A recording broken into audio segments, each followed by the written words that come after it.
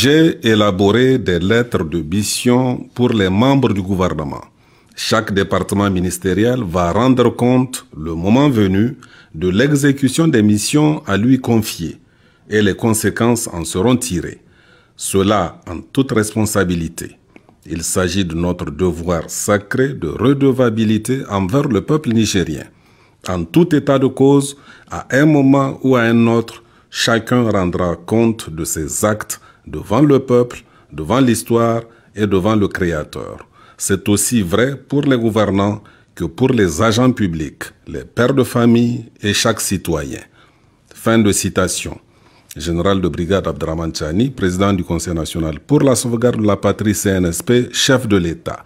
Message à la nation à l'occasion du 66e anniversaire de la proclamation de la République, 18 décembre 2024.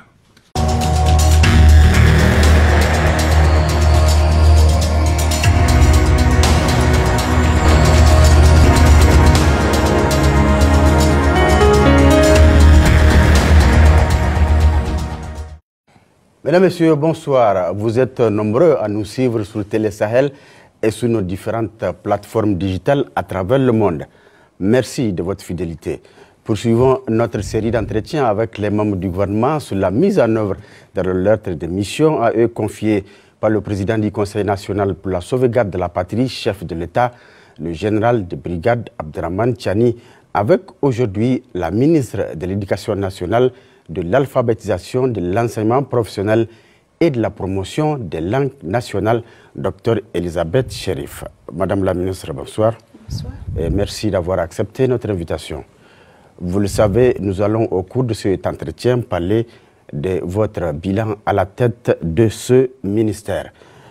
Pour commencer, la toute première question, vous le savez, la question de l'éducation est une priorité pour notre pays. Elle a d'ailleurs fait l'objet de plusieurs réformes.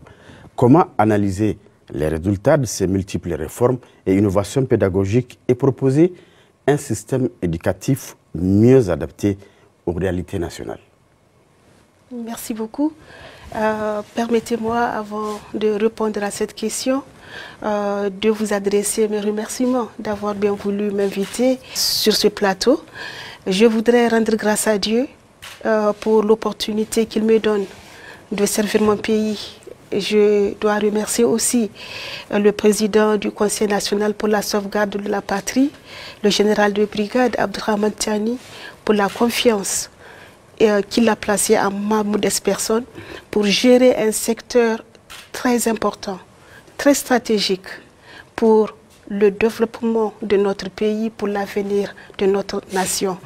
Je voudrais aussi profiter pour remercier le Premier ministre, tous les membres du CNSP pour l'accompagnement, pour les conseils.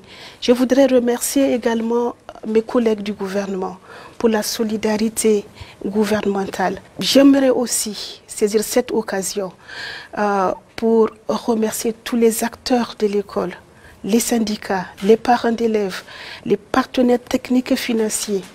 Comme vous le voyez, monsieur le conseiller Tiamago, monsieur Ousmane, je suis là avec mes petites notes, mes petites fiches rédigées par mes collaborateurs. C'est le fruit des efforts qu'ils ont fournis durant tous ces mois pour m'accompagner dans cette mission qui m'a été confiée. J'aimerais leur rendre un hommage mérité. Permettez-moi également de rendre un hommage ému à tous ces enseignants qui sont tombés, craie à la main. Merci également à nos forces de défense et de sécurité qui font tout au quotidien, qui fournissent inlassablement des efforts pour sécuriser nos écoles, transporter nos épreuves, accompagner l'école dans cette période assez critique de notre nation, mais que nous essayons de traverser avec beaucoup de courage et de dignité. Je saisis également ce plateau pour remercier tous les auxiliaires du ministère de l'Éducation et tous les cadres de conception. C'est ça. Au fait, toute la nation pour l'accompagnement, pour les prières, les encouragements, mais aussi les remarques constructives qui nous permettent d'avancer. Je vous remercie. Maintenant, par rapport à la question qui m'a été posée, Lorsque nous avons reçu la lettre de mission, nous avons organisé une retraite de travail qui a regroupé pratiquement tous les hauts cadres du ministère, les hauts cadres de conception. Et cette retraite devrait nous permettre d'analyser le contenu de la lettre de mission, examiner sa portée. Et cela nous a permis de mettre en place non seulement une feuille de route, un ensemble d'activités, mais aussi des comités ad hoc chargés de réfléchir sur les différents axes de la lettre de mission. Il y a un comité justement qui a été mis en place pour répertorier toutes les réformes et toutes les innovations observées dans ce pays depuis un certain temps. Ce comité a fait un travail remarquable qui nous a permis d'examiner ces réformes, mais aussi d'entreprendre des actions allant dans le sens de la modification, si vous voulez, d'une vingtaine de réformes. Alors, le résultat des travaux de ce comité doivent s'inscrire dans une lecture qui peut nous permettre d'avoir le sursaut patriotique qu'il nous faut pour redresser toutes les limites des réformes qu'ils ont eu à énumérer, n'est-ce pas? Parce que c'est important de le souligner. Le dysfonctionnement de l'école nigérienne n'a pas commencé hier ou avant-hier. Bien sûr. C'est beaucoup plus profond. Ça remonte à la fin des années 1980 déjà. Et donc c'est important pour nous d'avoir une lecture qui dépasse l'instant présent, qui prend le bilan des travaux de ce comité dans toute sa complexité, avec beaucoup de responsabilités, ce qui peut nous permettre d'examiner les pesanteurs identifiées et d'avoir une réaction collective qui nous permettrait de prendre des décisions à même de relever les défis initiés. Comme je l'ai dit donc, une vingtaine de réformes et innovations. Alors, parmi ces réformes, j'aimerais quand même citer quelques-unes. Oui, d'accord. On va commencer par la réforme qui a été tant attendue par les populations, et ce depuis des années, et la réforme du CFEPD. Oui. Le certificat de fin d'études du premier cycle. Oui, primaire. Primaire, voilà. Lorsque j'ai rencontré les parents d'élèves, la première préoccupation qu'ils m'ont exposée lors de notre prise de contact, c'était le retour du CFEPD. Un examen qui a été suspendu en 2013 et remplacé par des évaluations trimestrielles. Le passage automatique. Le passage automatique. Alors, nous avons voulu jeter un regard sur ces réformes. Et ce que nous avons découvert étaient des chiffres suffisamment interpellants pour ne pas nous laisser indifférents, surtout à la lumière de la mission qui m'a été confiée, au risque de me répéter, l'examen des réformes. C'est ça. Donc, nous avons pu découvrir que déjà cette réforme, en 2017, a fait l'objet d'une étude. Et l'étude a démontré que les acteurs de l'école n'étaient pas favorables à la réforme. À la réforme.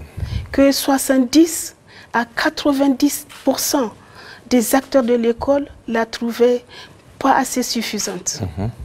Et 80% des encadreurs pédagogiques pensaient que les résultats des évaluations qui permettaient de passer les élèves de la classe de 6e, de CM2 à la classe de 6e, leurs résultats ne sont pas le reflet du niveau réel des enfants. Ouais. Alors, une étude interne qui a été menée en 2018 par la direction de la formation initiale et continue a révélé également les limites de cette réforme.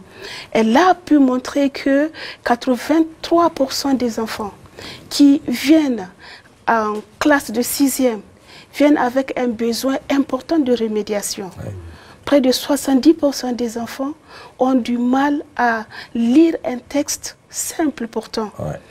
Alors, cela a démontré la nécessité de revoir les choses et surtout que les effets négatifs observés ont eu tendance à s'accroître de 21% à peu près du taux d'exclusion. En 2022, on est passé à près de 43%. C'était alarmant, suffisamment alarmant pour nous pousser à mettre en place un comité de réflexion, un comité suffisamment inclusif, composé d'experts, des acteurs de la communauté éducative, tous les acteurs qui sont à même de donner un avis serein, responsable, conséquent sur cette question, tant elle implique la qualité de notre système éducatif, mais aussi l'avenir de notre nation. Parce que comme vous le savez, le primaire, c'est la base. Bien sûr. C'est le fondement. Bien sûr. Lorsque dans une construction, on rate la fondation, c'est que l'édifice aura toutes les malchances d'être vulnérable. Et c'est pour ça que nous avons réuni ce parterre d'acteurs au sein d'un comité pour réfléchir sur la pertinence et l'opportunité de ramener le CFEPD. Les résultats des travaux de ce comité ont été favorables à la restauration du CFEPD. Alors, notons déjà que la réforme de 2013 avait une lacune juridique dans la mesure où c'était un arrêté qui a été pris. Du ministre de l'Éducation de l'époque. Je pose la question. Ah, oui. Voilà. Alors, un arrêté qui a été pris pour abroger un décret, le décret de 77. Et donc... Et malgré toute cette anomalie, on a appliqué cette réforme. Tout à fait. Et les acteurs n'étaient pas favorables. Et où étaient en ce moment tous ces responsables de l'éducation qui ont vu cette affaire venir? Ils n'ont pas réagi, madame, c'est ça? Ils ont regardé faire. Bon, pour arriver à ce résultat dont vous avez évoqué tout au long de votre exposé. Le fait de mener des études, déjà, à l'époque, en 2017, en 2018, montrait aussi la volonté de ces acteurs de l'école. D'améliorer les choses, quoi. D'améliorer les choses. Et ça mérite d'être salué parce que nous nous sommes appuyés sur les résultats de ces études pour mettre en place le comité et leurs réflexions ont d'une certaine manière enrichi les échanges au sein du comité. Alors, lorsque nous avons eu donc les résultats des travaux de ce comité, qui s'était prononcé sans ambiguïté en faveur de la restauration du CFEPD, nous avons fait un plaidoyer auprès des plus hautes autorités. Alors, il faut comprendre que la réforme était attendue par les populations. Oui, bien sûr. Mais elle allait susciter des coûts financiers. Dans un contexte d'austérité. Nous avons approché les plus hautes autorités et nous avons bénéficié d'une certaine écoute. Et le chef de l'État avait pris l'engagement de tout mettre en œuvre pour que notre système éducatif retrouve ses lettres de noblesse. Parce qu'une bonne partie des raisons attribuées à la baisse du niveau, à la détérioration de la qualité de notre système éducatif était attribuée à la suspension aussi du CFEPD. D'accord. Alors, il a mobilisé près de 3 milliards pour organiser cet examen en un temps record. Je pense que l'opinion doit mesurer la détermination de ces autorités. Et l'engagement politique, ça doit. Et leur engagement à concrétiser, à donner forme, n'est-ce pas, au discours, à leur vision et au discours qu'ils ont toujours tenu, celui d'affirmer et de réaffirmer que l'éducation de nos enfants fait partie des priorités de ce contexte de refondation. Tout à fait. Donc, nous avons organisé le CFEPD et vous savez, à une certaine époque de ce pays, À partir du mois de mai, déjà, mai, juin, les classes commençaient d'une certaine manière à se fermer. Ouais. Mais lorsque les enseignants qui étaient aussi favorables à la restauration du CFEPD ont eu la confirmation que l'examen serait organisé, des enseignants et des enseignantes se sont mobilisés à travers tout le pays pour organiser des cours de rattrapage aux enfants. D'accord. Pour permettre aux enfants de passer les examens avec brio. Nous avons eu un taux de 40%. Ouais. Ce n'est pas mal au regard de l'état dans lequel se trouvait notre école. Ça a redonné aux enseignants, aux élèves, aux parents d'élèves l'envie de croire que nous pouvons restaurer l'école publique des années 80, qui était une école publique qui donnait la chance à tous les enfants de ce pays. Alors, concrètement, on a vu un regain de dynamisme au sein de nos écoles, mais aussi ceux qui organisaient des tests d'entrée pour les élèves de CM2 passant, donc les 6e, certains responsables m'ont expliqué qu'ils ont vu une nette différence. De niveau. De niveau. D'accord. Et donc, cette réforme fait partie des réformes qui ont beaucoup attiré notre attention, qui ont suscité la mobilisation des ressources conséquentes et qui continuent de donner leurs fruits. Parce que nous n'avons pas voulu nous arrêter juste à l'organisation du CFEPD. Nous avons mis en place un certain nombre de mécanismes qui nous permettront de suivre de très près l'évolution de ces élèves. Comme vous le savez, face au défi du manque d'infrastructures, assez souvent on a tendance à laisser les élèves de 6e à la rentrée jusqu'à la confection dans certains établissements des classes paillotes. Alors, les instructions ont été données pour que les élèves de 6e soient une priorité. Donnons-leur des classes dès la rentrée. Mettons à leur disposition des enseignants.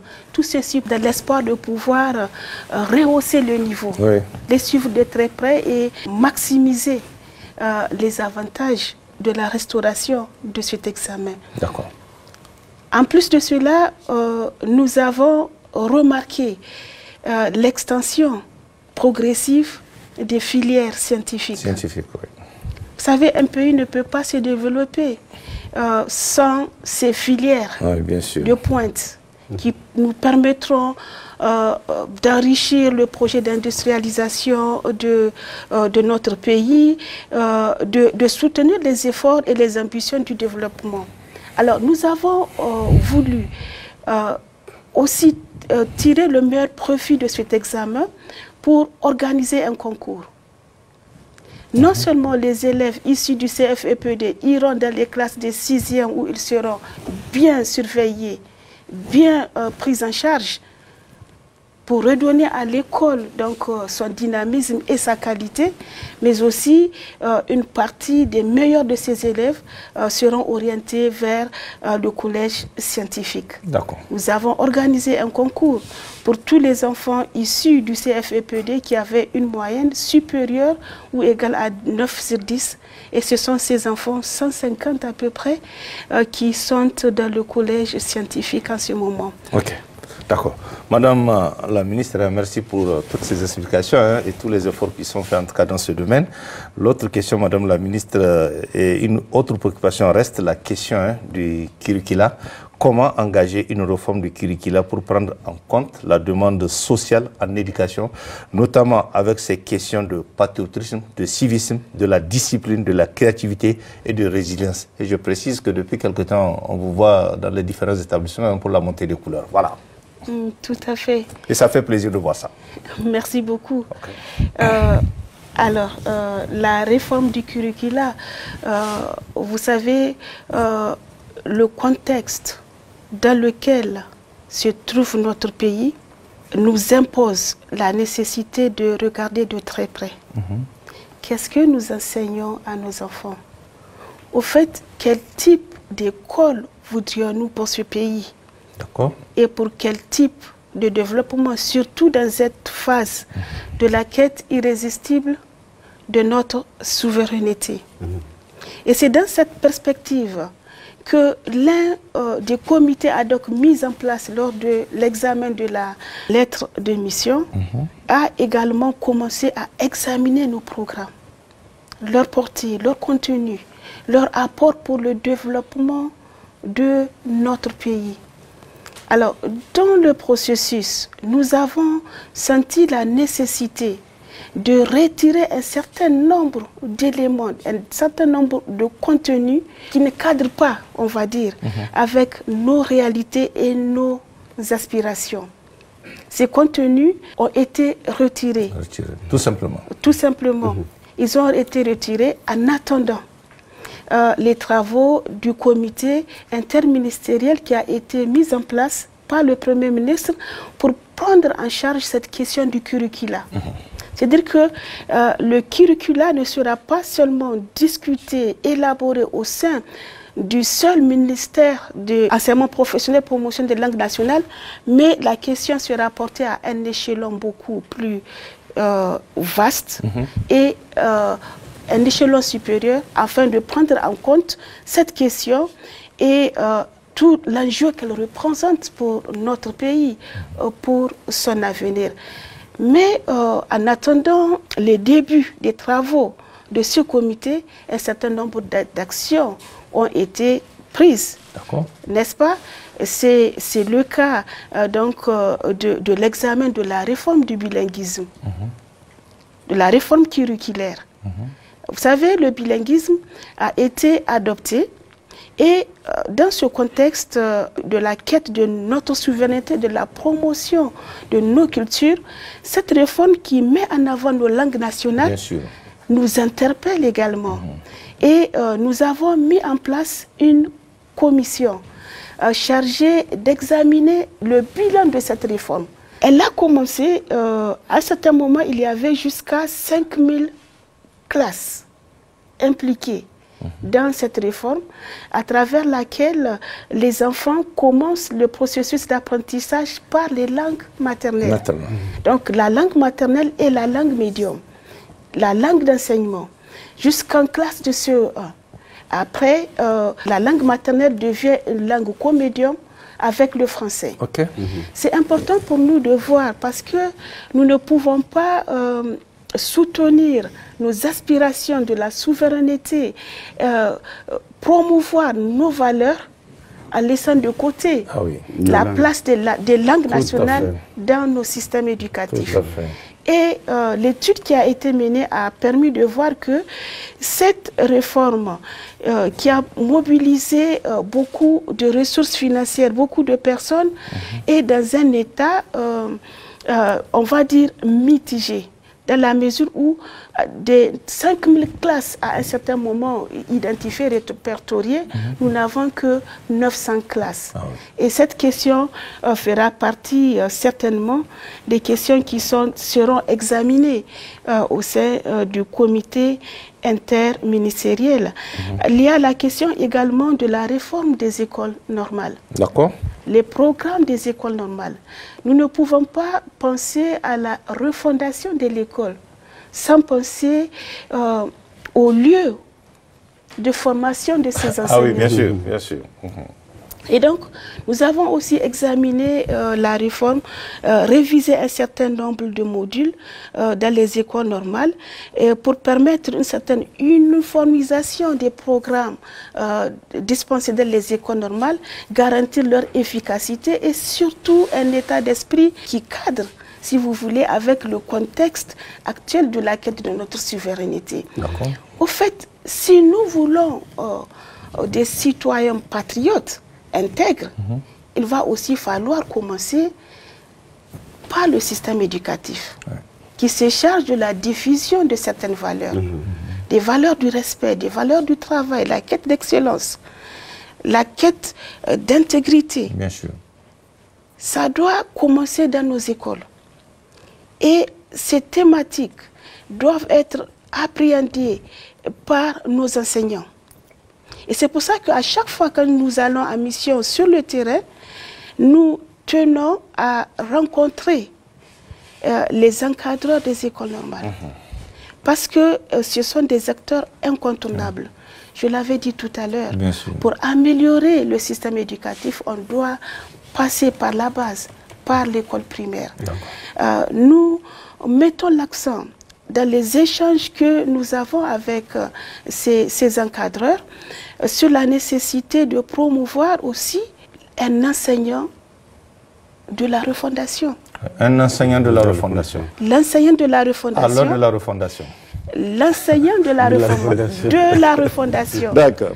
Qui, d'une certaine manière, vit selon les principes et les valeurs de la refondation. Tout à fait. D'accord. Un enseignant qui soit généreux dans le processus de transmission du savoir. Bien sûr.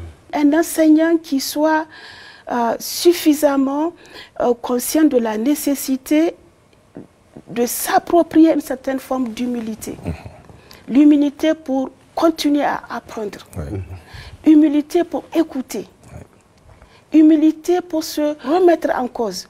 Humilité pour accepter les avis des uns et des autres. C'est important de le faire. D'accord. Dans la mesure où des écoles normales sortent à la fois les enseignants, les encadreurs et les inspecteurs.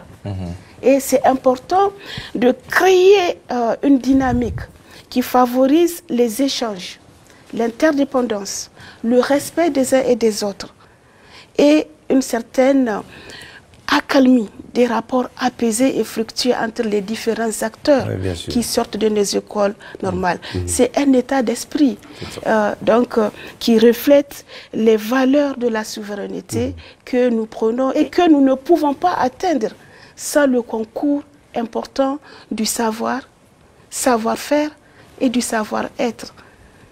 D'accord. Merci madame. On sait qu'une demande sociale reste aussi, c'est l'enseignement de l'islam dans nos écoles. Comment insérer aujourd'hui dans les programmes de l'enseignement des fondements des religions, pas l'islam seulement, notamment l'islam, afin de prévenir l'endoctrinement et l'extrémisme violent dont notre jeunesse est victime? Alors, avant de répondre à cette question, permettez-moi de rappeler effectivement que pour promouvoir le patriotisme dans nos écoles, nous avons initié cette émission, cette initiative, en lien avec la direction régionale de l'AME, dans laquelle chaque semaine, tous les cadres du ministère, les hauts cadres de conception du ministère commencent leur journée dans une école de la capitale. Pour réaffirmer le retour de l'État au sein de nos établissements. Permettre cet échange entre le sommet et le terrain. Parce qu'on apprend toujours des choses dans les contacts, dans les échanges.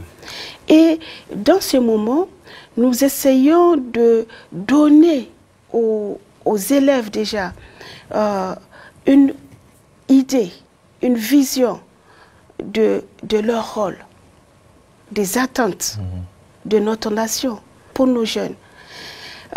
C'est pas courant de dire à un enfant qu'on l'aime. Ah oui. Ici au Niger. On l'aime, mais on l'exprime d'une certaine manière. Tout à fait. En tout cas, les autorités ont d'une certaine manière un certain défi à un certain moment d'aller vers ces acteurs que on juge peuvent être pris en charge par des acteurs du terrain. Ce n'est pas la peine pour un ministre de se déplacer dans un établissement, dit-on, à partir du moment où le directeur est là, l'inspecteur, le directeur régional. Mais il faut créer ce lien pour que les collègues sachent que la plus haute autorité de ce pays, à savoir le président du Conseil national pour la sauvegarde de la patrie, pense aux élèves. Bien sûr. Et qu'il compte également sur eux pour s'approprier les idéaux de la refondation, parce qu'ils seront les acteurs de demain. C'est important aussi de dire aux enseignants toute la reconnaissance des plus hautes autorités, de la reconnaissance de la République, de la nation, pour les efforts qu'ils ne cessent de fournir et de les inciter à avoir des rapports cordiaux qui favorisent l'encadrement. D'accord. Voilà. Alors, nous avons également, dans le souci d'adapter le système, en attendant la mise en place de ce comité et les échanges, nous avons, dans la lettre de cadrage, inséré la nécessité de réhabiliter certaines disciplines qui étaient soit mises de côté ou pas assez suffisamment prises en compte. C'est le cas de l'activité pratique et productive, c'est le cas de l'instruction civique et morale, ICM. Il n'y a plus des APP maintenant dans les écoles? Si, il y en a de plus en plus. Et à chaque fois, si vous remarquez quand je pars dans les écoles, avec l'accompagnement précieux de vos équipes techniques, nous tenons à voir les jardins scolaires, ce qu'ils font. Et c'est très important de voir combien les enfants s'investissent dans ces activités. Il y a les activités pratiques et productives, mais il y a aussi l'éducation civique et morale qui a été ramenée au niveau des collèges. À un moment, on l'avait suspendu, mais là, nous l'avons ramené et étendu au centre de formation d'enseignement professionnel compte tenu de la fusion du ministère. Mais c'était... L'enseignement de la morale, c'était resté aussi au niveau primaire? Oui, tout à fait, tout à fait. Alors, pour la question, les fondements religieux dans le système éducatif, pour prévenir la montée de l'extrémisme violent, cette question sera également prise en charge. Par le comité interministériel avec toute sa délicatesse, n'est-ce pas? Comme vous le savez, le Niger est un pays majoritairement musulman, mais qui a aussi une minorité d'autres confessions. Et je pense que avec l'expertise des membres du comité qui ont été mis en place, cette question sera prise en charge avec toute sa délicatesse pour que l'école continue à être le lieu de rassemblement, pour que l'école continue à être le lieu du renforcement de notre cohésion sociale. Et à chaque fois quand je vais dans les écoles franco-arabes qui ont la possibilité d'apprendre des études islamiques, je leur fais comprendre l'importance de leur rôle dans notre société, l'importance de bien connaître ces enseignements sacrés et de les mettre au profit du renforcement de la cohésion sociale dans notre pays. Parce que, effectivement, beaucoup de personnes prétendent agir au nom des religions, sans connaître le fondement des religions qui est basé sur la paix, sur la coexistence pacifique, la tolérance. Et c'est important.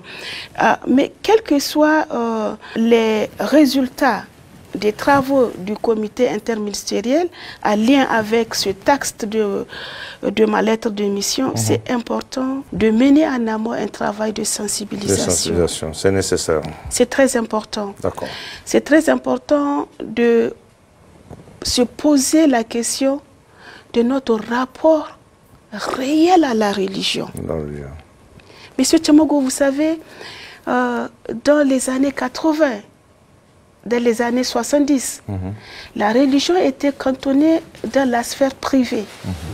Il n'y avait pas des allusions à la religion dans le discours politique, dans les rencontres publiques, mais d'une certaine manière, il y avait un certain respect des normes, une certaine orthodoxie dans la gestion des affaires publiques.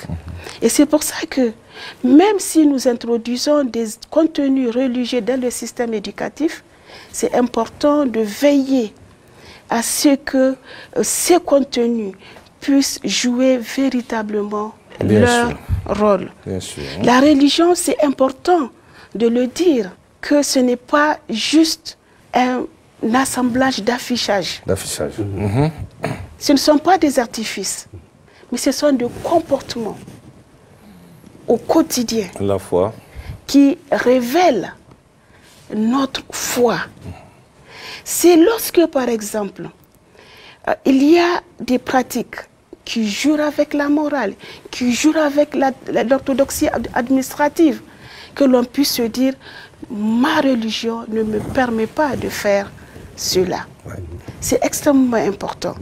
C'est aussi important peut-être de retenir que ces terroristes qui imposent des pratiques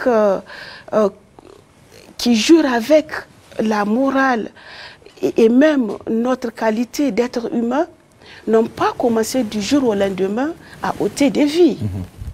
Ils ont commencé à travers des actions qui montent un peu par palier. Ouais. C'est la stigmatisation de celui qui est différent. C'est le rejet de la stigmatisation. On passe au rejet. Du rejet, on passe à l'intolérance. De l'intolérance à la haine. Aveuglante et aveuglée. Ouais. Destructrice. Destructrice. Et c'est important dans le processus de socialisation de nos enfants. Okay. Parce qu'au fait, l'enfant, il est déjà pris en charge dans le cercle familial. C'est important de revisiter tous ces concepts sacrés de nos religions, de notre religion, si vous voulez, et qui sont favorables à la cohésion sociale et à la promotion d'une culture de la paix. D'accord. Un enfant que l'on habitue à respecter l'autre dans ses différences, oui, à la maison, bien sûr, quand il vient à l'école, non seulement il est plus disposé à écouter ses enseignants et formateurs, à avoir des bons rapports avec ses élèves, mais aussi il a toutes les chances d'être un fonctionnaire dévoué pour la nation, un fonctionnaire intègre et travailleur. D'accord. Merci madame. On va poursuivre cet entretien. Madame la ministre, la question de l'insertion des jeunes est une grande préoccupation. Qu'est-ce qu'il faut faire pour adopter l'offre de formation professionnelle et d'apprentissage aux besoins du marché du travail avec à la clé la diversification des métiers d'avenir? Cette question aussi a été prise en charge par un de nos comités ad hoc. Parce que vous avez le volet professionnel, la formation professionnelle et technique. Tout à fait. Voilà. Avec la vision, le CNSP a opté pour une vision holistique. Afin que l'éducation puisse jouer pleinement son rôle d'instrument de développement de notre pays. Alors le comité a déjà procédé par un état des lieux. De l'enseignement professionnel. Combien de centres de formation avons-nous? Où sont-ils situés? Comment sont les apprenants? Quelle est la performance? Quel est le mode de gouvernance au sein de ces centres? Parce que si nous voulons adapter la formation au marché du travail, il faut travailler aussi sur la qualité de cette formation d'abord. Un cadre de concertation a parallèlement été mis en place, redynamisé on va dire, qui met en lien le secteur public et le secteur privé. Et dans ce cadre de concertation, nous avons la possibilité d'échanger avec des acteurs du secteur privé, connaître leurs attentes et comment est-ce que nous pouvons orienter notre formation vers ces métiers porteurs.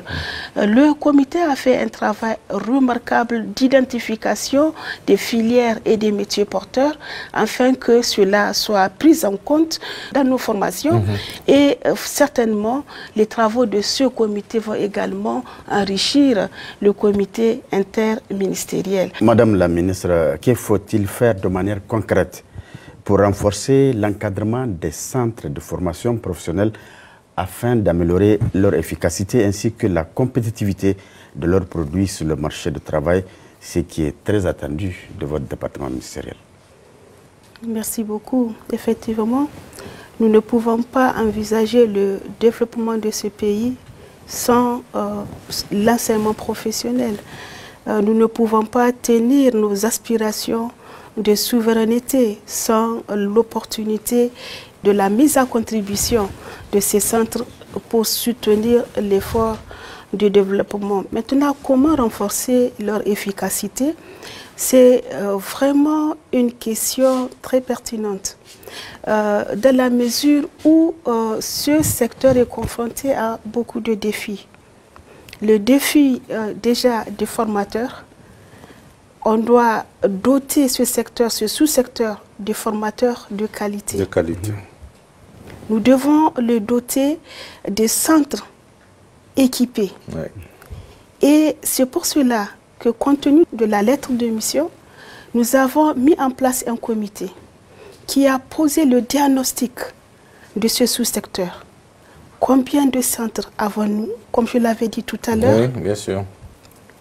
Où sont-ils répertoriés? Quelle est leur dotation en matière d'équipement? Et comment sont-ils gérés? Et pour le moins qu'on puisse dire, c'est que nous avons beaucoup d'actions à mener pour garantir l'efficacité de ce sous-secteur. Une des voies, des pistes que nous explorons pour relever certains défis, et notamment qui ont un lien avec la gouvernance et qui impactent sur l'efficacité, c'est vraiment de faire en sorte que tous les fonds mobilisés pour ce sous-secteur soient effectivement utilisés en faveur des apprenants et pour l'équipement de nos ateliers. Ce n'est pas le cas? On va dire que beaucoup de choses restaient à être entreprises. À un certain moment. À un certain moment. Par exemple, lors de nos visites sur le terrain, nous avons retrouvé des matériels de dernière génération qui étaient restés dans leur emballage pendant plusieurs années. Au soleil? Dans les magasins. Et ce matériel devait servir à mieux former nos apprenants. D'accord. Et pourtant, ils étaient restés dans les cartons. Ouais. Pendant des années. Pendant des années. Ouais. Depuis 2017. 2017-2018. Vous vous imaginez un peu la frustration de ces apprenants. Bien sûr. Ils voient des équipements qui ont été acquis sur des fonds des contribuables et qui peuvent apporter immanquablement une valeur ajoutée Un plus. Dans leur formation. dans leur formation et qui sont restés inutilisés. Il a fallu ces vacances où nous avons pris la décision de former des formateurs pour l'utilisation de ces matériels au grand profit des apprenants qui étaient très contents de les avoir. D'accord. Il y a le défi de la disponibilité de la matière d'œuvre.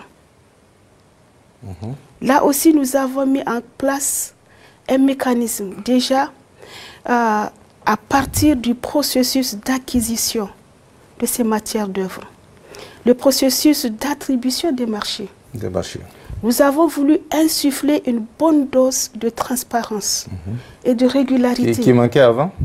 Je pose la question. Au regard des résultats que nous avons eus avec les maigres moyens que nous avons compte tenu du contexte dans lequel se trouvait le pays, nous pouvons nous poser beaucoup de questions. À ce sujet? À ce sujet. D'accord. Je ne suis pas là pour creuser toutes les causes du dysfonctionnement de ce sous-secteur. Mais il n'y a pas eu de transparence dans l'octroi des marchés avant. Mais ce qui est certain, la matière d'œuvre manquait beaucoup. D'accord. Et au regard des moyens qui étaient mobilisés, il y a lieu de s'interroger sur la meilleure manière d'utiliser cette matière d'œuvre. Et pour cela, nous avons mis en place un comité de suivi.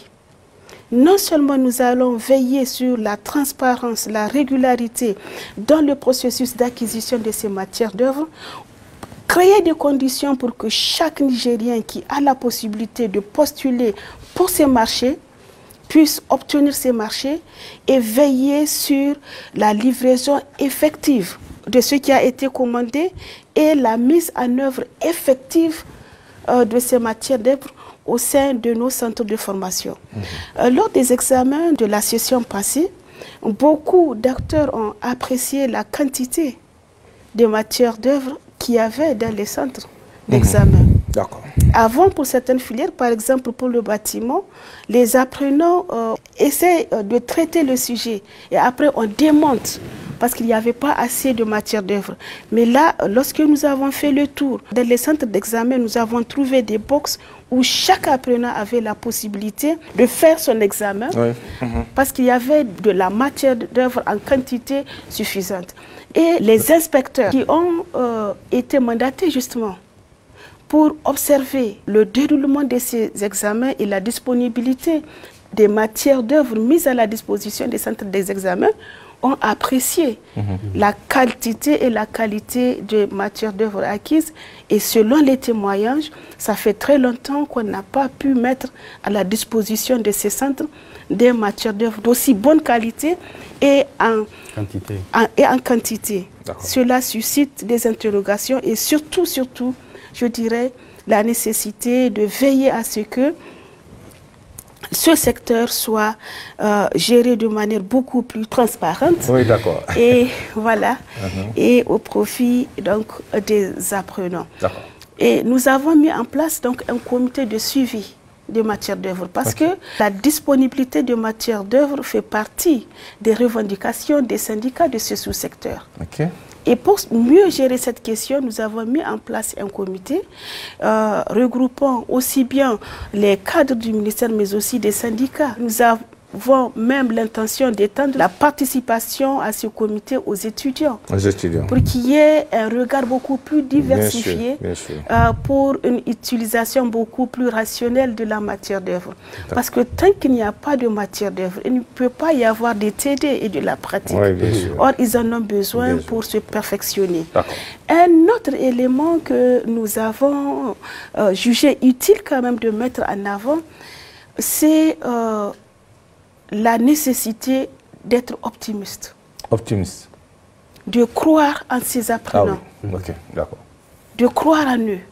Et c'est pour ça que nous avons, si vous vous rappelez, organisé une exposition. Parfois, ce sont des enfants, si nous prenons le cas des CFM, des centres de formation au métier, qui ne sont pas suffisamment bien vus, qui ont un déficit de reconnaissance sociale.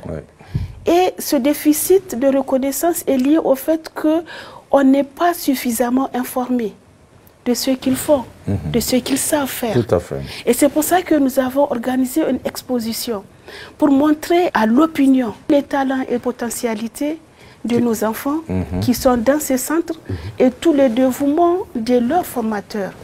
Et à cette exposition, des membres du CNSP y ont pris part, des membres du gouvernement et des acteurs de la communauté éducative pour vraiment mettre l'accent sur les potentialités de ces apprenants et ce qu'ils peuvent faire. Et depuis un certain temps, nous faisons un plaidoyer pour que les entrepreneurs qui construisent nos classes puissent donner à nos apprenants la possibilité de confectionner les tables bancs. Parce qu'ils ont fait leurs preuves. Avec le projet civilo-militaire qui impliquait le ministère en charge de l'éducation et de la formation, le ministère de la Défense à travers le génie et le Front patriotique, ces apprenants des centres de formation ont eu à confectionner des tables, des armoires, des chaises. Et vous connaissez la rigueur du génie militaire. Du génie militaire, c'est exact. Et ils ont apprécié ce qu'ils ont fait. Et depuis, nous ne cessons de faire des plaidoyers. Parce que non seulement ils auront de la matière d'œuvre en quantité, ce serait un plus pour eux, mais ils vont pouvoir se perfectionner. D'accord. Madame, avant peut-être de passer à l'autre question, parce que tout à l'heure vous avez évoqué ces différents centres, on peut avoir une idée de combien de centres de formation qu'on a et dans quel état aujourd'hui se trouvent ces centres, parce que vous avez évoqué la question en début de votre intervention. Et on a combien d'établissements de centres de formation technique et professionnelle aujourd'hui au Niger? Alors, nous avons près de 500. Ces centres, on les trouve dans pratiquement toutes les communes du Niger. Et répondent aux besoins des communautés. D'accord. Alors, nous avons également des CET, des collèges d'enseignement technique, qui sont à peu près au nombre de 78, que l'on retrouve dans les départements et dans les arrondissements communaux. Nous avons des lycées professionnels et techniques qui sont au nombre de 16. Nous avons des CFPT, des centres de formation professionnelle et technique, qui sont au nombre de 17. Le défi de tous ces centres est vraiment de leur donner la possibilité de jouer pleinement leur rôle en agissant beaucoup sur la gouvernance. Les réorganiser, mettre l'apprenant au centre de toutes les mesures qui sont prises et son perfectionnement au centre de toutes les stratégies conçues par les cadres et faire en sorte, comme je l'ai dit, on ne le dira jamais assez, pour que ce centre qui bénéficie de beaucoup de fonds puisse vraiment jouir de ces fonds.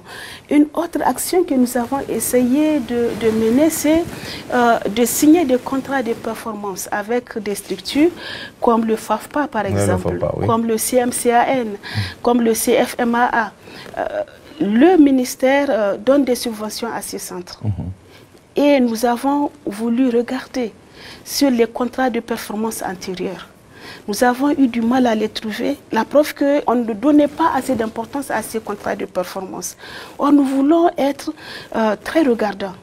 Le ministère a mobilisé telle somme. Et qu'est-ce que vous avez fait avec cet argent? Avec cet argent et pour quel résultat? Une culture mais vraiment axée sur la transparence et sur les résultats. Qui a manqué aussi par le passé? Ça a manqué par le passé ou pas? Il y a beaucoup de facteurs qui expliquent, je vais commencer par ça, le dysfonctionnement de nos établissements et centres de formation. Et l'enjeu aujourd'hui pour nous, c'est vraiment de regarder ce qui a pu bien marcher et de valoriser cela. Maintenant, de le valoriser, de le préserver et de regarder ce qui a moins bien marché comme étant des leçons et des chemins, voilà, des leçons à tirer qui ne doivent pas nous retenir. Il faut toujours avoir la positiver et surtout avoir la volonté d'avancer. D'avancer, d'accord. Merci madame, c'est bien dit. On va poursuivre, hein. Madame la ministre, l'école nigérienne a connu quelques écueils et des soubresauts. Comment mettre en place un mécanisme de renforcement de l'autorité des enseignants auprès de communautés pour lutter efficacement contre le comportement déviant et l'absentéisme en milieu scolaire? On se rappelle, il y a quelques années, de ces élèves qui ont poignardé des enseignants, ça il faut bien le dire, dans certaines localités du Niger. Alors comment remédier à tout ça aujourd'hui? Puisqu'il faut quand même que les enseignants ont cette autorité pour pouvoir enseigner les élèves. Or, dans beaucoup de cas, à cause du comportement et des élèves et des parents, il n'y a pas cette autorité au niveau des enseignants. Comment faire? Je pense que c'est un problème qui va au-delà du secteur éducatif. D'accord. C'est vraiment toutes les valeurs de notre société, un moment qui ont été mises à l'épreuve. L'autorité de l'aîné, pas seulement l'enseignant, a d'une certaine manière connu des assauts. Des assauts à cause des contre-valeurs que certaines pratiques ont favorisées. Et à chaque fois, je me dis, le milieu scolaire n'est pas épargné. Mais c'est important pour nous d'utiliser les termes appropriés. Parce que dans nos écoles, il y a encore des enfants qui sont très bien élevés. Ces perturbateurs sont d'une certaine manière une minorité. Mais cette minorité a quand même un effet négatif sur les autres. Voilà. Et votre question est tout à fait pertinente. L'autorité de l'enseignant sur ses élèves commence déjà par, je pense, lui-même. Vous savez, par l'enseignant lui-même. D'accord. Nous avons connu dans ce pays un épisode qui a fait en sorte que des valeurs de travail, la compétence, l'intégrité ont déserté beaucoup de nos administrations et même nos écoles. Pour restaurer l'autorité de l'enseignant, c'est important pour l'enseignant, et c'est ce que je leur dis toujours, de prendre davantage conscience de la noblesse de sa tâche. Parce qu'il y avait un moment où, et c'est toujours le cas d'ailleurs, l'enseignant est considéré comme un des leaders d'opinion de la société. Ça c'était avant. Mais maintenant, ça c'est avant, madame, ça c'est avant. Voilà. Il faut le dire, ça c'est avant. Nous avons toujours des enseignants respectables qui imposent, ça, on n'en dit combien pas. Qui imposent le respect dans nos communautés. On est d'accord aussi. Donc c'est important pour l'enseignant de faire preuve de ces valeurs qu'il veut inculquer à ses élèves. Les valeurs du travail, les valeurs d'honnêteté, les valeurs d'intégrité, la quête du résultat, la quête de l'excellence.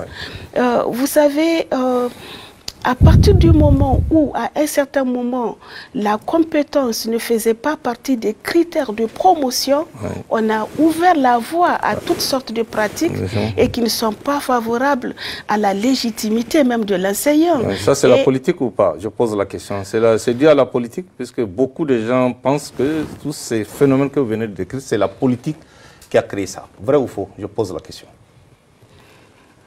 Monsieur Tiamago, nous savons très bien qu'à un certain moment, on n'a pas su dans ce pays résister à la tentation de faire passer certaines considérations avant les compétences et la quête de l'excellence. À cause de la politique.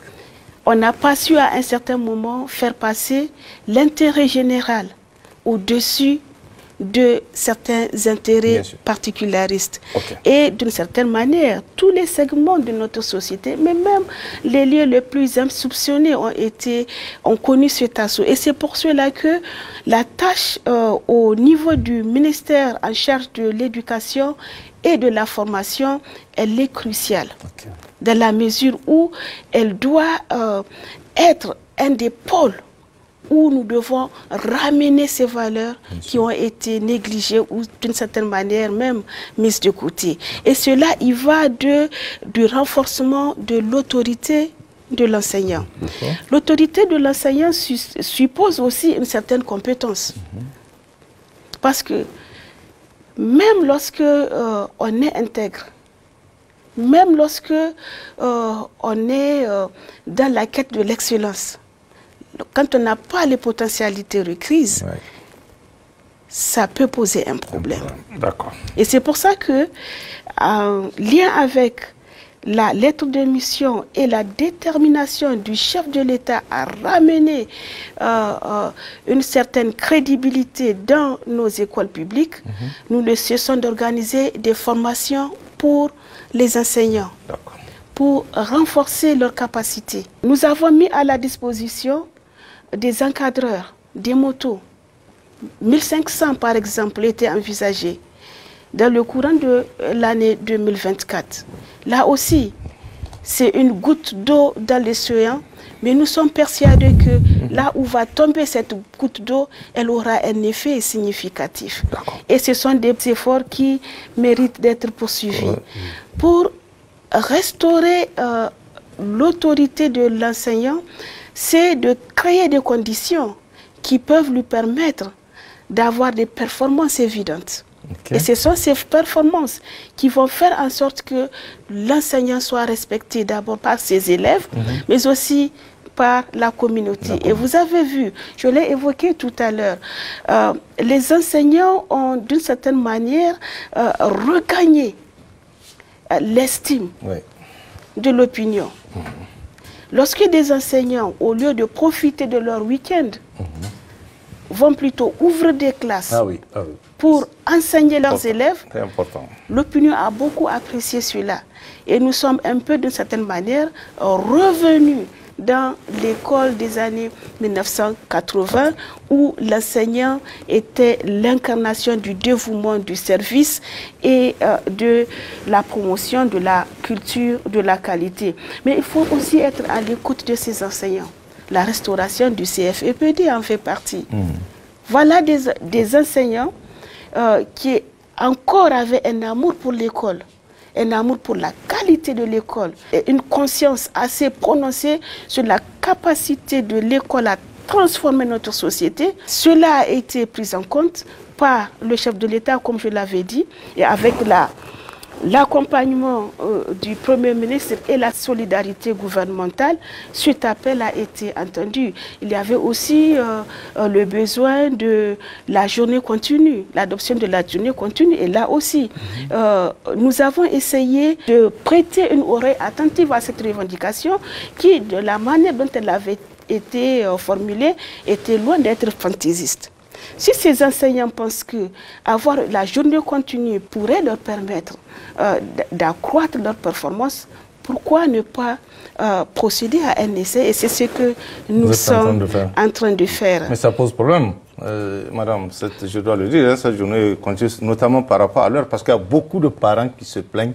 Eux, ils sont au service et s'ils doivent quitter à 14 h pour aller chercher les enfants, là, ça pose problème. Je ne sais pas ce que vous en pensez en tant que ministre de l'Éducation nationale. Voilà. C'est plutôt une solution. Une solution. Une solution.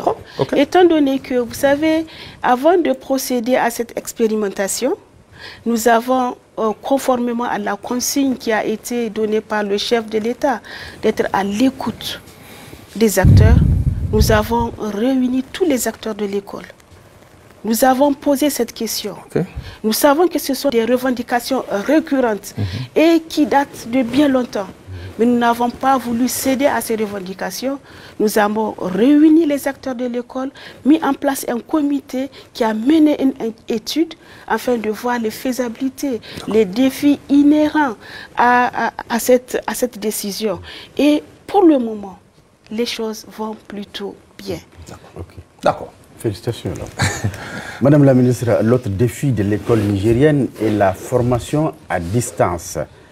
Comment engager des réformes visant à institutionnaliser progressivement la formation à distance afin de moderniser le système éducatif, pallier l'insuffisance des infrastructures et des ressources pédagogiques dans certaines localités et assurer ainsi la continuité de l'école dans des zones affectées notamment par des crises rendant difficile l'enseignement en présentiel? Oui, comme vous le savez, il y a encore dans nos pays des localités qui sont confrontées à des défis sécuritaires qui privent beaucoup d'enfants de leur droit à l'éducation. Beaucoup d'écoles qui ont été fermées à cause de ça. Beaucoup d'écoles qui ont été fermées. À cause de l'insécurité. À cause de ces défis sécuritaires qui datent de très longtemps. Bien sûr.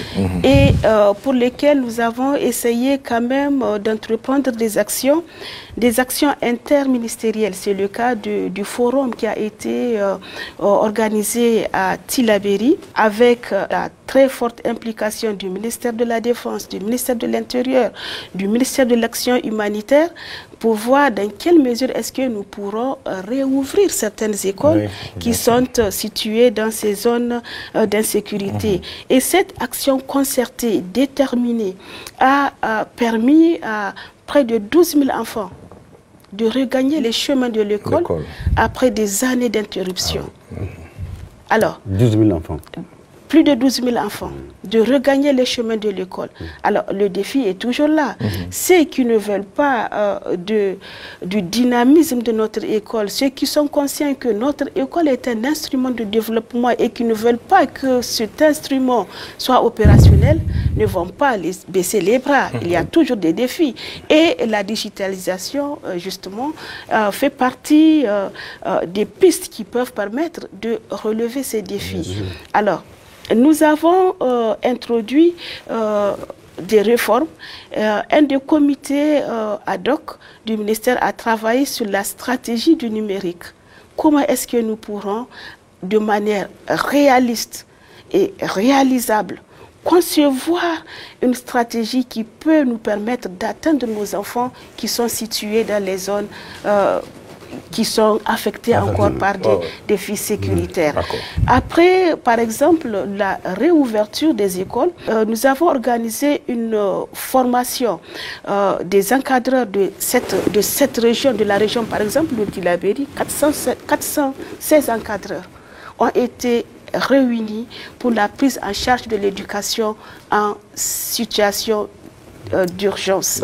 Ils ont été formés et nous avons le projet de mettre à la disposition des enseignants, des formateurs, de près de 7000 tablettes. 7000 tablettes. 7000 tablettes dans l'immédiat et d'autres vont suivre, justement pour pallier ces problèmes, pour permettre la continuité des activités pédagogiques dans toutes les zones de ce pays. C'est un projet qui demande beaucoup de ressources, mais nous gardons espoir. Avec la détermination, nous pouvons y arriver. Et donc, non seulement mettre en place les objectifs de cette stratégie, mais aussi à faire en sorte que le droit à l'éducation de tous les enfants de ce pays puisse être garanti. D'accord. Alors, toujours dans la dynamique de la digitalisation, nous avons commencé ou renforcé l'initiative de la diffusion du contenu pédagogique à travers des plateformes numériques.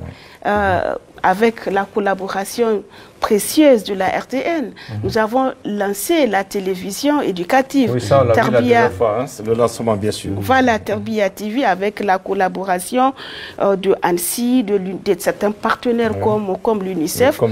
Nous travaillons donc à cela. Nous pensons, c'est notre vœu le plus précieux, de mettre à la disposition de nos établissements du matériel informatique.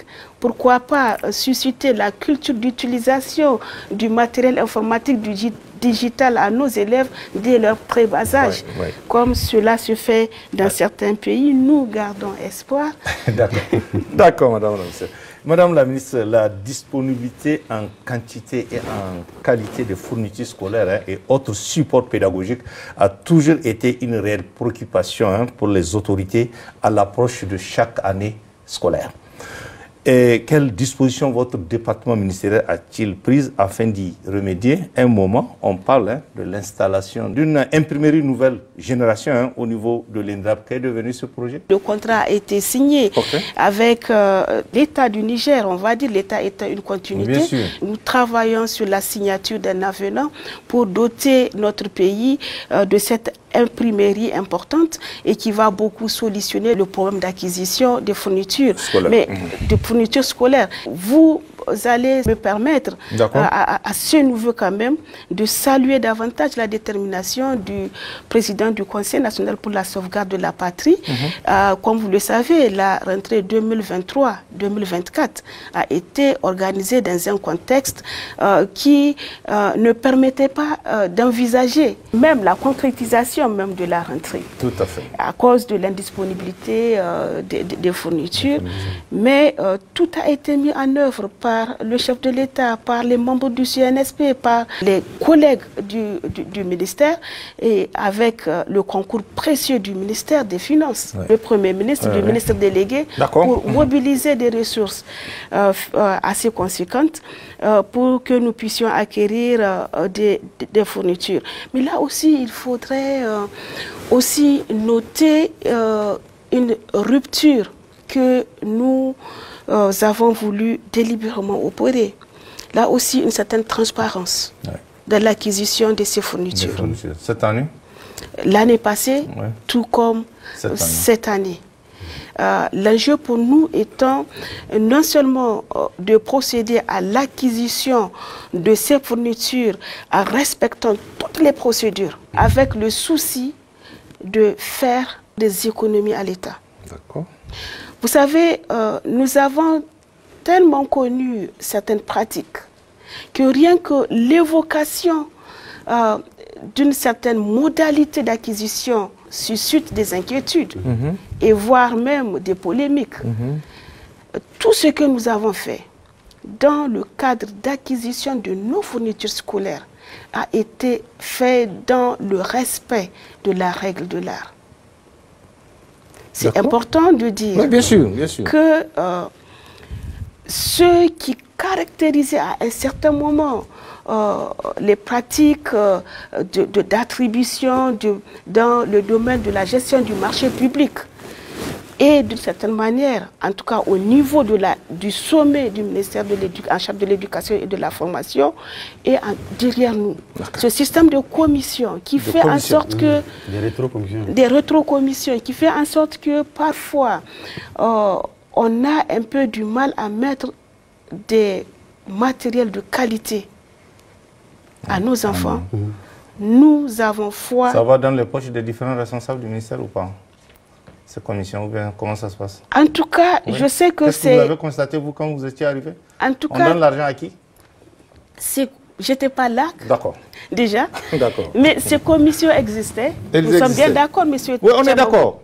Et là, en ce moment, c'est que nous pouvons affirmer devant vous, devant l'opinion et devant le Tout-Puissant, oui, que ces commissions, au niveau du ministère en charge de l'éducation et de la formation, n'existent plus. D'accord. Merci, madame.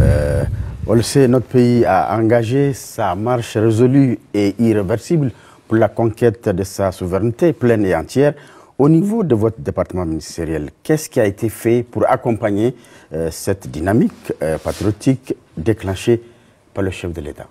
C'est ce que je viens d'évoquer, une rupture par rapport à certaines pratiques qui ne sont pas favorables à la concrétisation de toutes nos aspirations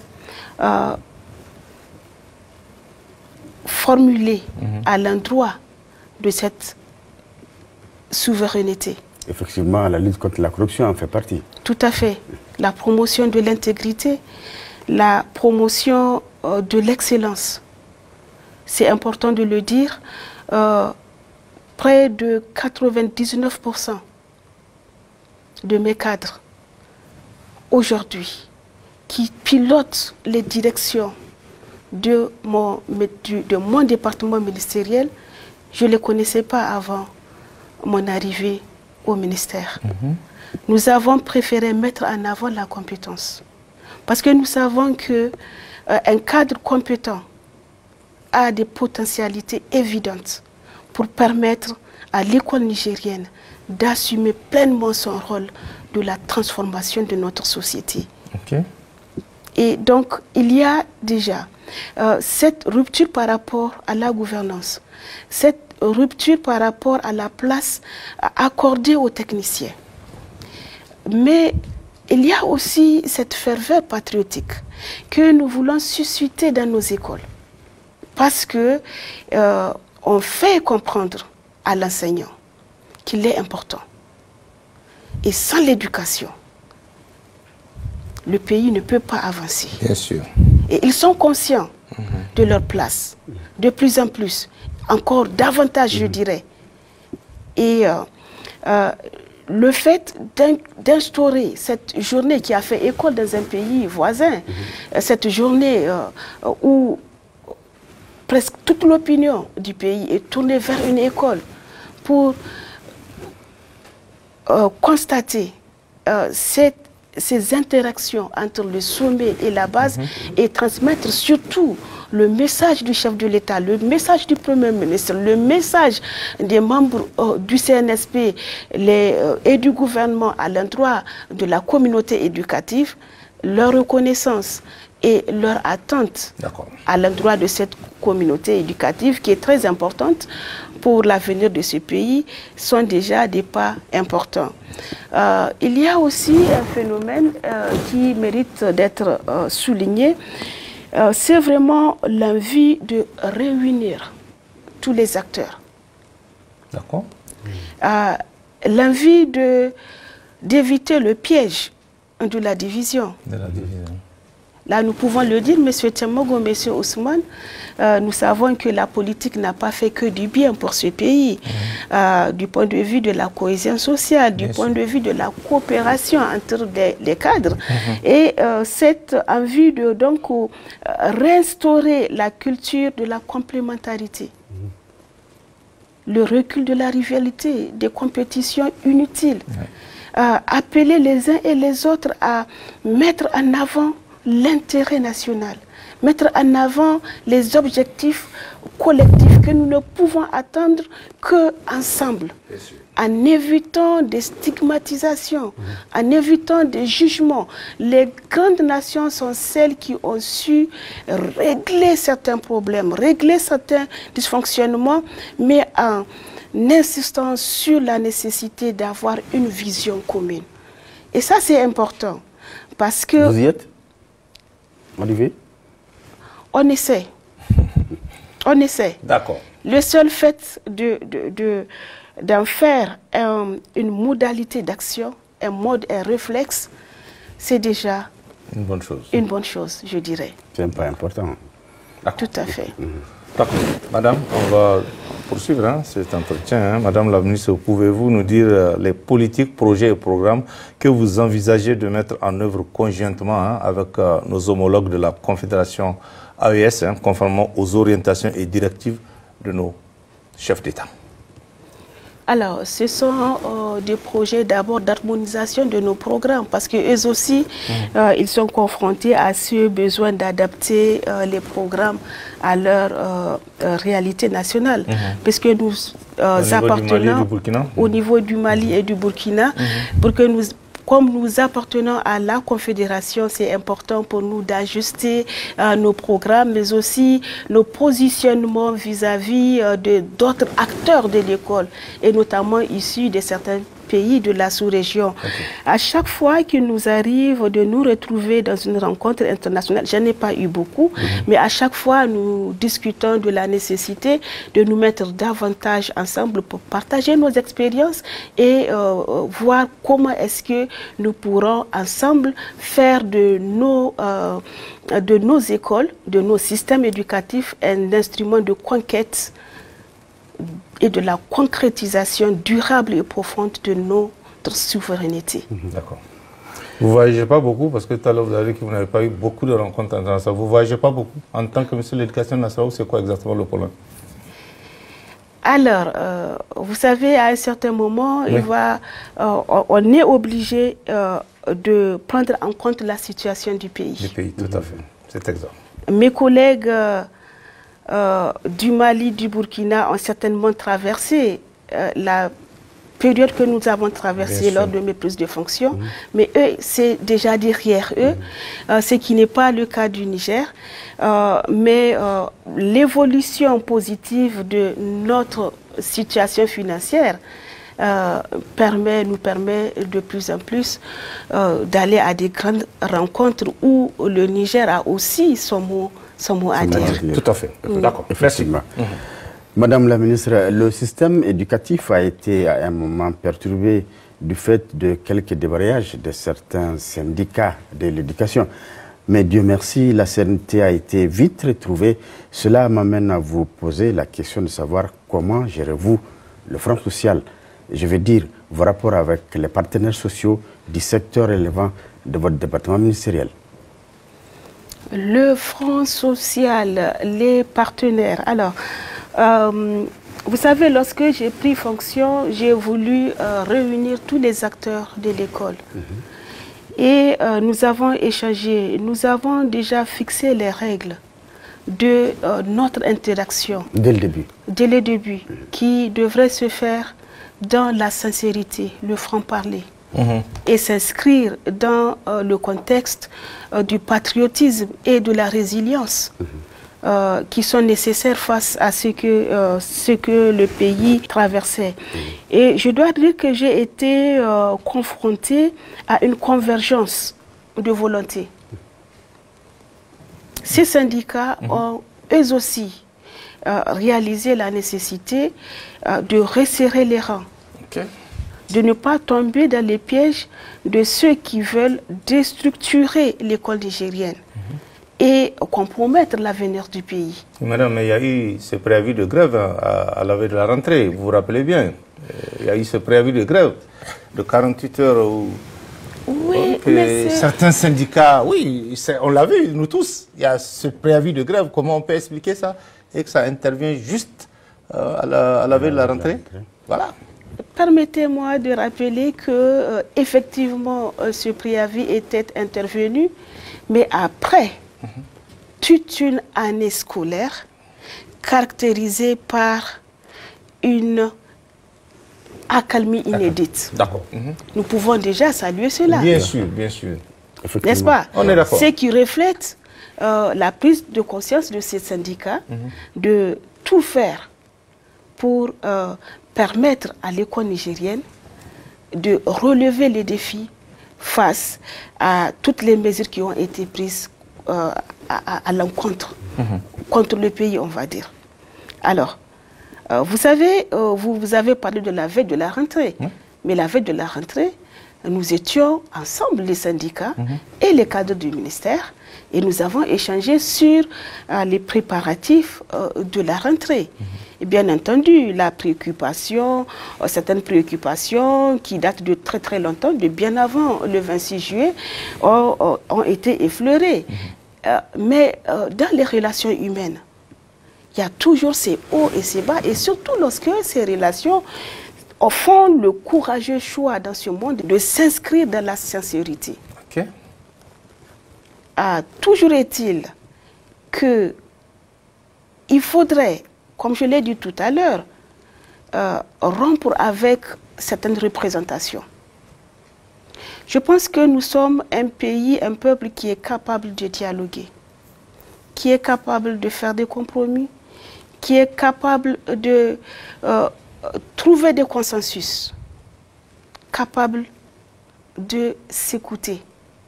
Maintenant, les relations humaines sont faites de hauts et de bas. C'est sûr. Et malgré tout, vous savez, j'ai à mon compteur pas moins de 288 rencontres avec les partenaires. Ça, je vous parle des rencontres officielles. Je ne vous parle pas des rencontres que nous avons parfois en urgence avec certains acteurs syndicaux pour prendre en charge de manière préventive un problème avant qu'il ne s'aggrave. Donc, il n'y a pas eu de problème de dialogue entre mon cabinet ministériel et nos partenaires qui, à chaque fois que nous arrive de nous rencontrer, je leur fais comprendre, nous leur faisons comprendre qu'ils ont un œil qui nous est précieux parce qu'il élargit notre regard, il l'enrichit, il l'éclaire. Donc nous avons eu toujours, je dirais, des rapports cordiaux avec les syndicats. Alors, la grève, il y avait eu ce préavis et j'ai cru entendre que j'avais un problème avec les syndicats. Il y a des institutions très autorisées qui peuvent témoigner de l'heure à laquelle les cadres du ministère en charge de l'éducation et de la formation quittent leur bureau. Ouais. Et tout cela parce qu'ils ont le souci de suivre leur dossier, mais aussi de prêter une oreille attentive aux syndicats. Donc la question de ne pas recevoir les syndicats ne se posait même pas à notre niveau. Non. Mais il y a juste ce mot-là qui a fait l'objet d'une certaine incompréhension préalable. Le préalable suppose la satisfaction des conditions. Bien sûr. Étant donné que le préalable portait sur le recrutement, et c'est un préalable que nous ne pouvions pas satisfaire. Maîtriser. Et c'est pour cela que nous n'avons pas pensé qu'il fallait inviter les syndicats à la négociation. Parce qu'au fait, de ce point de vue... C'est cela sans objet, quoi. Exactement. Notre discours n'a pas varié. Vous savez, ce qui est important, ce qui est très capital, c'est, au risque de me répéter, c'est de pouvoir tenir un discours ouvert, un dialogue, mais sincère et déterminé. D'accord. Dès notre prise de fonction, avec les syndicats, nous leur avons dit que tout le monde voit les conditions dans lesquelles le pays se trouve. Et ce n'est pas parce que le Premier ministre, le ministre des Finances, le ministre délégué ne viennent pas chaque matin dire qu'ils ont un problème de mobilisation financière que ces problèmes n'existent pas. Il fallait prendre compte de cela. Et vous connaissez les dynamiques de tous les régimes, presque, on va dire, on ne va pas généraliser, mais pragmatisme qui caractérise le régime militaire. Oui, bien sûr. Ça, on l'a vu depuis le 26. Exactement. Voilà. Ils ne sont pas là pour faire de la démagogie. Tout à fait. Parce qu'ils ne sont pas en quête de voix. Vous voyez, oui. C'est important de dire, le recrutement, ça fait des années, n'est-ce pas, que le Niger a cessé de recruter, a cessé la titularisation des contractuels. Alors, ce qu'on n'a pas pu exiger à un gouvernement qui était financièrement plus à l'aise ou qui montrait des signes d'aisance financière, on ne peut pas le revendiquer, en faire un préalable. Ça, c'est sûr. Pour un gouvernement qui était soumis à des sanctions. À des sanctions, tout à fait. Et c'est le discours que nous avons tenu dès le début. Et c'est le discours que nous avons maintenu. Et c'est le discours qui sera discuté, mais qui sera évoqué quand les conditions financières du pays vont permettre la prise en compte de cette attente qui est importante, qui est un enjeu important pour nous. Sinon, si vous voyez, vous pouvez remarquer, toutes les requêtes des syndicats qui sont très pertinentes, je ne dis pas que la question du recrutement n'est pas pertinente, elle l'est, mais il se pose juste la question de l'opportunité, à cause des moyens qui ne sont pas encore disponibles. Sinon, toutes les requêtes, vous voyez, le CFEPD, la journée continue, c'est une mesure qui a été prise pour prendre en compte les efforts des enseignants. Parce qu'un être humain ne peut pas passer toute une nuit, enchaîner des nuits, et puis le lendemain, se retrouver en face des enfants. C'est une question de compassion, c'est une question d'efficacité, et qui était possible. Donc, il était possible de prendre cette mesure. Bien sûr, Madame la et on l'avait prise. D'accord. Donc, il n'y a pas, monsieur Thémo, je peux vous le garantir, un problème avec le fonds social et la gestion du fonds social. C'est très clair, madame. On va poursuivre, hein, madame la ministre. Il y a de cela une semaine, quelques centaines d'enseignants suspendus ont pu être réintégrés dans le système éducatif à la satisfaction des intéressés et des populations nigériennes. Cela nous amène à vous poser la question de savoir si ces efforts de décrispation vont se poursuivre avec un autre ancien lot des enseignants exclus du spécial A, dont les revendications de réintégration ont défrayé la chronique. Parce que là aussi, il faut dire que c'est un autre dossier, le spécial A. Ça fait un peu du bruit, madame la ministre. Vous savez, nous avons hérité de beaucoup de choses qui font beaucoup de bruit, mais que nous essayons de prendre en charge avec beaucoup de sérénité et de responsabilité. La réintégration de ces enseignants est le reflet de l'attachement du chef de l'État à la justice sociale. Tout à fait. C'est le reflet de la perspicacité de nos techniciens, les techniciens de l'éducation, mais aussi les techniciens de la fonction publique et les techniciens des finances, pour donner corps à cette volonté du chef de l'État de répondre à l'inquiétude et aux préoccupations de nos concitoyens. Alors, cette décision a été prise pour réparer une certaine forme d'injustice. Cela n'est pas le cas du dossier du spécial A. Ah oui, et pourquoi? Parce que, au fait, dans le cas des enseignants réintégrés, ils ont fait le coup d'une mesure. Ils n'ont pas, pour certains, ils n'ont même pas jugé utile de faire les tests d'évaluation. Et pourquoi est-ce qu'ils n'ont pas fait ces tests? Parce qu'ils étaient déjà détenteurs de leur matricule. Oui, d'accord. N'est-ce pas? Or, le test était organisé pour les contractuels. Certains n'ont pas jugé utile de faire ce test. Et donc, leur résiliation, elle était illégale. Mais ce qui a facilité leur réintégration, c'est que, au fait, les matricules étaient toujours là. Et on les a juste réactivés. Tout à fait. Mais il faut dire que la question du spécial A et tous les enjeux préoccupants des acteurs de l'éducation seront pris en charge dans le cadre des négociations qui sont menées au sein du comité interministériel qui a été mis en place par le Premier ministre, ministre des Finances, à cet effet. Donc, donnons-nous la possibilité de croire que, en tant qu'adulte, en tant qu'acteur issu d'un peuple de croyants, nous pouvons espérer la prise en charge de toutes ces questions. Cela ne veut pas dire qu'ils seront réglés, mais au moins, c'est important d'avoir l'opportunité de discuter, de commencer. Et prions pour que toutes les préoccupations soient prises en compte avec l'évolution positive de notre situation financière. Merci. Madame la ministre, vous avez en charge l'enseignement professionnel et technique, domaine dont l'importance n'est plus à démontrer à cette période cruciale où notre pays entend pleinement mettre à contribution sa jeunesse afin de relever les défis de développement à travers l'emploi des jeunes dans divers secteurs de la vie socio-économique. Quelle stratégie ou politique avez-vous mise en œuvre afin que cet objectif soit atteint?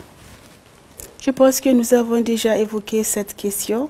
Relever les défis de la gouvernance, mettre les moyens nécessaires pour une utilisation rationnelle des formateurs, en insistant sur leur capacité. Vous savez, c'est important de dire que dans le souci de contribuer à l'efficacité de l'enseignement professionnel et technique, après les événements du 26 juillet, nous avons ouvert l'École nationale spécialisée de l'enseignement professionnel et technique pour prendre en charge la formation de ces formateurs de l'enseignement professionnel. Mais ce qui est important, c'est vraiment, comme je l'avais souligné tout à l'heure, c'est de se dire que nous n'avons pas le droit de ne pas espérer. Le pessimisme, dans certains cas, c'est un luxe. Et ce luxe, nous ne devons pas nous le permettre. Nous devons travailler pour faire en sorte que tous les objectifs assignés à ce sous-secteur, toutes les ressources mobilisées au profit de ce sous-secteur puissent permettre un développement de ce sous-secteur, une performance qui va permettre d'accroître notre développement collectif en tant que peuple, mais aussi en tant que nation qui ne cesse de revendiquer et de réaffirmer sa volonté de souveraineté. D'accord. Madame la ministre, on ne peut pas finir cet entretien sans poser cette question à la ministre de l'Éducation nationale. Comme vous le savez, Madame la ministre, l'essentiel des interviews aujourd'hui du chef de l'État sont faites en langue nationale. Que vous inspire cette indication du chef de l'État pour la valorisation de nos langues nationales et comment cela a-t-il été accueilli par les acteurs de l'enseignement en langue ainsi que les apprenants? Cela a été accueilli très favorablement dans la mesure où au niveau du ministère en charge de la formation, de l'éducation et de la promotion des langues nationales, des efforts sont mis en avant pour promouvoir nos langues nationales. C'est le cas de l'élaboration des contenus pédagogiques en langue nationale, comme vous le savez, la révision de certains programmes en langue, la décision de faire des publications, par exemple, en langue nationale. Ces publications régulières dans toutes les langues équipées de notre pays sont censées susciter un engouement pour la lecture dans nos langues nationales.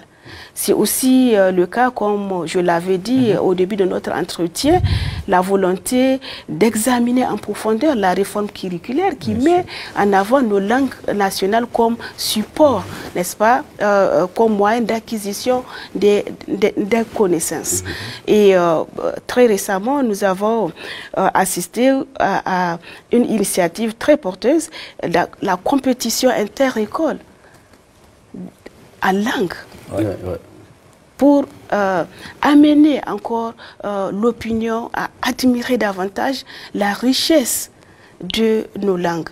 Ce que le président, son initiative, a pu démontrer, c'est que nous pouvons utiliser nos langues comme des instruments de mobilisation, comme des instruments pour insuffler davantage ce désir de souveraineté, pour renforcer notre cohésion sociale, resserrer nos rangs, pour encore réaffirmer notre volonté de mettre en avant notre capital, notre patrimoine culturel. Finir avec ces complexes qui nous ont inculqués et sur lesquels nous nous alignons consciemment ou inconsciemment. C'est ce qui est rare hein, pour un chef d'État de parler quand même les deux langues nationales hein, quand il s'exprime. C'est qui est rare, c'est la première fois. C'est clair que la volonté de s'adresser de bout en bout, du début jusqu'à la fin, dans une de nos langues, à l'opinion, c'est plutôt inédit. C'est inédit. C'est inédit. Et c'est vraiment un acte, une initiative qui doivent être saluées. Et en espérant qu'elles feront école, y compris à notre niveau. D'accord. Madame, pour passer à l'autre question, ça c'est à l'universitaire que je pose la question. Hein. On parle de souveraineté depuis le 26 à aujourd'hui. Or, on a toujours en train de parler dans la langue officielle, hein, qui est le français. Alors que dans certains pays, on a vu quand la même situation ils ont connu, hein, on a tout simplement pris une des langues pour faire ça de la langue officielle. Est-ce qu'en tant qu'universitaire, on peut arriver demain à cette situation? Qu'on privilégie une de nos langues nationales pour qu'elle soit une langue officielle que le français hein, que nous décrions depuis un moment. Voilà. Pourquoi pas? Allez-y, allez-y. Laquelle? Alors, laquelle à votre niveau? Je pense que... C'est possible ou pas? Qu'on ait demain une de nos langues nationales comme langue officielle. Et pourquoi pas? Pourquoi pas? À la place du français.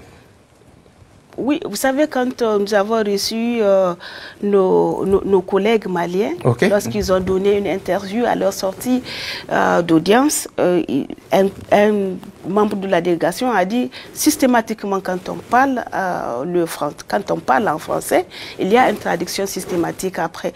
Je pense que le plus important, ce n'est pas le choix de la langue en tant que telle. Ça peut être le Hausa, ça peut être le Jarma, ça peut être le Fulfulde, ça peut être le Tamashek, pourquoi pas l'arabe. Mais c'est vraiment la nécessité pour nous de prendre conscience du fait qu'il n'y a que nous qui pouvons faire la promotion de notre langue. Si nous ne le faisons pas, personne ne le fera à notre place. Tout à fait. Et cette idée doit nous amener à adopter une posture d'ouverture, une posture de responsabilité. Dites décomplexé. Tout à fait. D'accord. Merci beaucoup. Merci. Oui, d'accord. Voilà, une dernière question, Madame la Ministre. Vous avez mis en place un cadre approprié des mesures, des résultats et d'appréciation de la performance des actions au niveau de votre département ministériel? Ah oui, tout à fait. Nous essayons de faire en sorte que nous puissions retrouver le dynamisme de l'école publique des années antérieures. L'école publique qui a fait de beaucoup d'enfants d'agriculteurs, n'est-ce pas, et des paysans, des cadres supérieurs. C'est possible de la faire revenir. Mais pour la faire revenir, il faudrait bien une panoplie d'actions et de mesures. Alors, des mesures de contrôle, bien entendu, mais aussi des mesures d'appui, conseil. Nous avons fait le choix d'opérer une rupture, par exemple, au niveau des structures de contrôle et de suivi. L'inspection générale du service, par exemple. D'habitude, ce qu'on a pu remarquer, c'est qu'on en a fait une espèce de garage. Excusez-moi du terme. D'accord.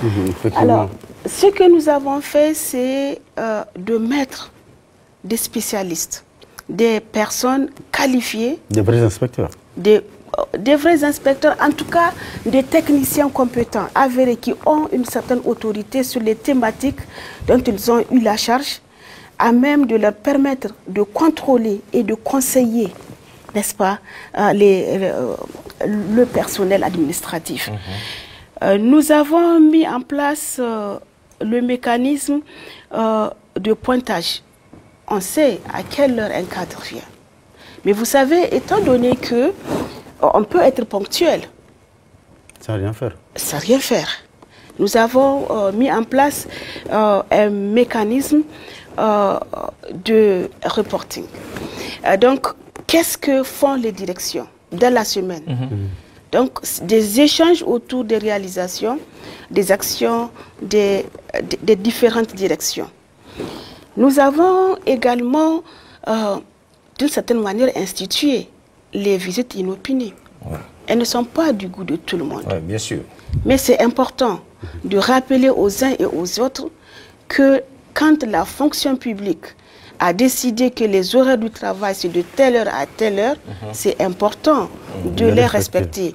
Parce que lorsqu'on vient en retard, c'est toute une pile de documents, de dossiers qui traînent et ça crée des frustrations inutiles. Alors, en plus de cela, nous avons au niveau du terrain, tous les directeurs régionaux qui ont été nommés l'ont été du fait de leur rapport au terrain. Nous avons voulu responsabiliser des hommes de terrain qui sont constamment sur le terrain. On a voulu rompre avec des directeurs qui restent dans l'équipe du bureau climatisé et qui pilotent les régions de leur bureau. Ils doivent aller sur le terrain. Il en est de même pour les inspecteurs. La place d'un inspecteur n'est pas dans son bureau, mais au contact du personnel enseignant qu'il doit encadrer dans le respect de ses enseignants. C'est une véritable révolution au ministère de l'Éducation, hein, ce que vous êtes en train de dire, madame. Révolution, c'est l'histoire qui va déterminer, juger ce qu'il en est. Et l'année de même, vous savez, par le passé, on a tendance à demander des postes de surveillants, juste pour pouvoir se reposer. Oui, bien sûr. Là aussi, nous attirons l'attention des uns et des autres pour leur dire que ce n'est pas un poste de repos. Parce que de ce poste-là dépend d'une certaine manière le niveau des mœurs dans nos établissements. Un surveillant n'est pas censé être dans son bureau, mais plutôt dans la cour. À la devanture de l'école. Le matin, par exemple, lorsqu'un enfant vient de chez lui, un surveillant qui est attentif à la possibilité de voir, par exemple, des problèmes que l'enfant aura ramenés à l'école, de l'interpeller, pas de l'interpeller, d'avoir une discussion pour le consoler, pour mieux comprendre. Un enseignant qui est dans la cour, pendant la récréation, a la possibilité de prévenir des disputes, des querelles. Il a surtout la possibilité de voir ce qui se passe dans les petits coins. Parfois, là où passent des substances qui ne sont exactement. Donc, je n'ai pas besoin de détailler tout cela. Et donc, un dispositif de contrôle, mais aussi de conseil. Tout ceci pour rappeler le rôle et la place de l'enseignant dans la société. Il y a bien d'autres mesures qui vont faire l'objet de beaucoup de discussions. Par exemple, la navette, comme on l'appelle, un enseignant qui vit dans une commune, n'est-ce pas, et qui, d'une certaine manière, a toutes les possibilités, enfin, assez souvent de ne pas venir à l'heure. Et parfois, ce n'est pas seulement l'enseignant, ce sont les encadreurs ou bien les inspecteurs. Quand on n'y vit pas dans la commune, quand on vient en retard, comment est-ce qu'on peut donner des conseils à un enseignant qui lui-même s'inscrit dans l'abstentéisme? D'accord. Pour finir, hein, quel sera votre mot de la fin, Madame la ministre de l'Éducation nationale? Les remerciements. D'accord. Envers vous. Merci. Pour les échanges. Cela m'a permis d'apprendre aussi de beaucoup de vous, beaucoup de choses. Remerciements envers vos équipes. D'accord. L'équipe technique, ils sont toujours là avec nous, même si on ne les voit pas. Et ils sont aussi toujours là avec nous dans nos sorties. Tout à fait. la médiatisation des acteurs fait en sorte que l'opinion soit au courant de ce que font les techniciens. Et c'est important de le souligner. Les techniciens du ministère en charge de l'éducation et de la formation sont à pied d'œuvre pour vraiment donner corps à la vision du chef de l'État, du Premier ministre et des membres du CNSP de faire revenir l'école publique nigérienne. Vous savez, dans le passé, lorsque un parent a un enfant dans le privé, il a une certaine gêne, pour le dire. Parce que dans le privé se retrouvent des enfants, des élèves qui sont soit indisciplinés ou bien qui n'ont pas bien travaillé.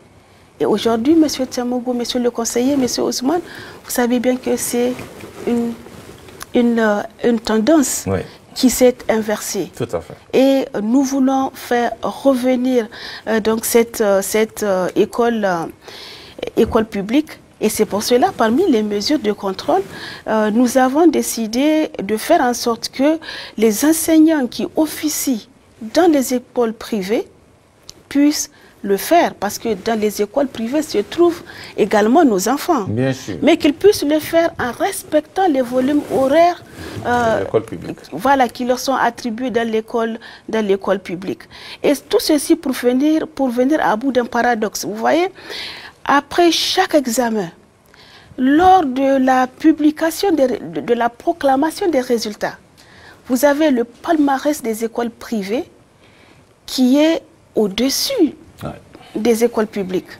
Or, ce sont les mêmes enseignants des écoles publiques qui enseignent dans les écoles privées.